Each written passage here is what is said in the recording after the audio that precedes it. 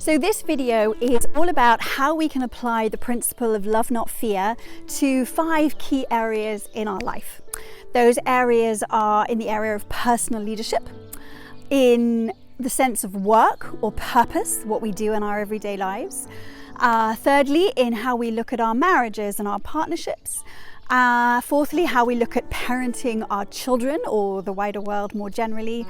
And finally, in the area of global leadership. Love Not Fear for me is not just simply about how we manage as individuals, but actually how that sense of love can actually be a powerful force in how we lead others, whether we're leaders in our local communities, in the world at large, or even potentially within our own family too. So what does love not fear look like on the personal sphere? Something I mentioned last week in a previous video blog post that I've done is actually looking at how we can root and ground ourselves in that sense of love, using techniques that enable us to relax our bodies and our minds and to feel a sense of strength within our core, a sense of dominion that enables us to recoil from fear, to be able to sort of loosen up our bodies and come from that place of love. And I welcome you to encourage you to check out that video that I did.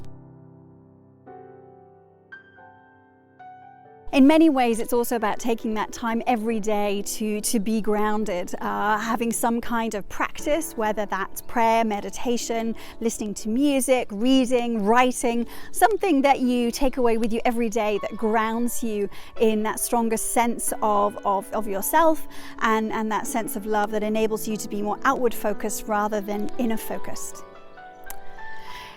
When it comes to a sense of work and purpose, so many of us often feel that we need to get a job or have a livelihood that enables us to earn money. That becomes often the primary driver for the choices we make in our careers.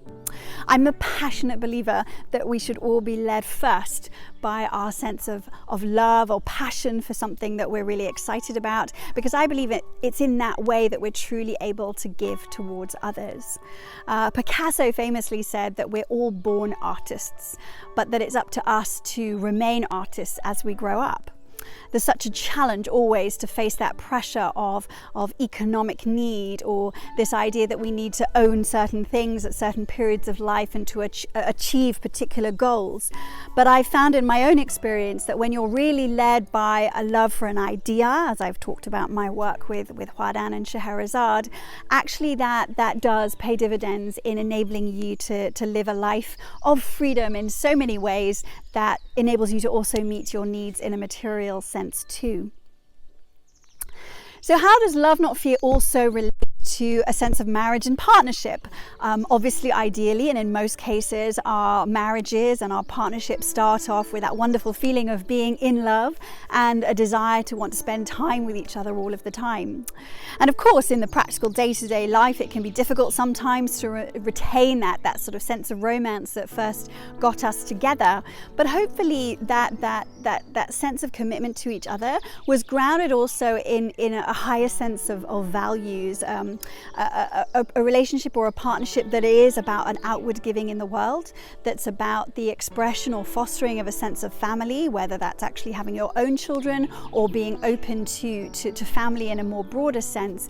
But it is for me about always engaging and remembering the reasons why we might be together with our spouse, and to keep checking in and reminding ourselves that it's truly that love for each other rather than a fear or an insecurity about what we believe we need from another person that enables us to remain rooted and grounded in that sense of love for our other half. And certainly when it comes to parenting, we can sometimes be tested beyond belief about what it means to live with love, not fear. I remember in the very early days of just a few weeks after my first daughter was born, waking up in the middle of the night to feeding her and having this enormous sense, this idea that came to me that now that I had become a mother, I had this choice I had to make. Was I going to be fearful and frightened of every little thing that she did or things that happened to her? Or was I going to allow becoming a mother to enlarge my sense of love and welcome? It's a tough choice, and as a mum, I'm often having to remind myself of that feeling I had in the very early days of my daughter's life. But it is true, the extent to which we're able to trust our children to a higher power, to be looked after, to know that we are only ever custodians of our children and stewards of the wonderful people that they're becoming, and to be able to live in the moment and allow ourselves to really just allow them to flourish without that fear being surrounded. And then the final thing for me is, when we've really mastered and looked at all these things within our personal life, what that actually means for creating a sense of love and fear around global leadership issues.